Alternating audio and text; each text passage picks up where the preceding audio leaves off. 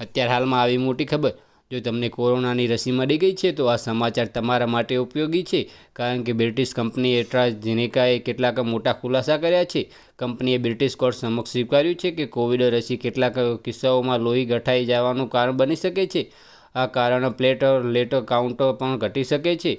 તમને જણાવી દઈએ કે એસ્ટ્રાઝેનેકાએ ઓક્સફોર્ડ યુનિવર્સિટી સાથે મળીને આ વેક્સિન બનાવી છે. સિમરન ઇન્સ્ટિટ્યૂટ ભારતે તેનું ઉત્પાદન કર્યું છે. ભારતમાં કોવિશિલ્ડ નામ આપવામાં આવ્યું હતું. ભારતમાં કોવેક્સિન અને કોવિશિલ્ડ રસી આપવામાં આવી હતી. જો કે એક સંશોધનમાં કોવિશિલ્ડ અને કોવેક્સિન કરતાં વધુ અસરકારક માનવામાં આવ્યું હતું. ફાર્મા કંપનીએ બુધવારે સ્વીકાર્યું કે ઘણા દુર્લભ કિસ્સાઓમાં કોવિશિલ્ડ રસી લોહીના ગઠાઈ જવા પ્લેટલેટની ઓછી સંખ્યાનું કારણ બની શકે છે. તેમણે દર્દીઓની સુરક્ષાને લઈને તેમને પડતી બુદ્ધિઓનો પણ પુનરોચ્ચાર કર્યો છે.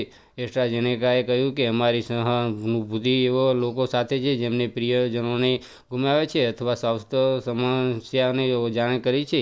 દર્દીની સુરક્ષા માટે અમારી પ્રાથમિકતા છે કે બ્રિટિશ હાઈકોર્ટમાં સબમિટ કરવામાં આવેલા દસ્તાવેજોમાં કંપનીએ સ્વીકાર્યું છે કે તેની કોરોના રસી થ્રોમ્બોસિસ થ્રોમ્બોસાઇટોપિયા સિન્ડ્રોમ એટલે કે કેટલાક કિસ્સાઓમાં ટીટીએસનું કારણ બની શકે છે. આ રોગને કારણે શરીરમાં લોહીની ગઠાઈ જાય છે અને પ્લેટલેટ્સની સંખ્યા ઘટી જાય છે.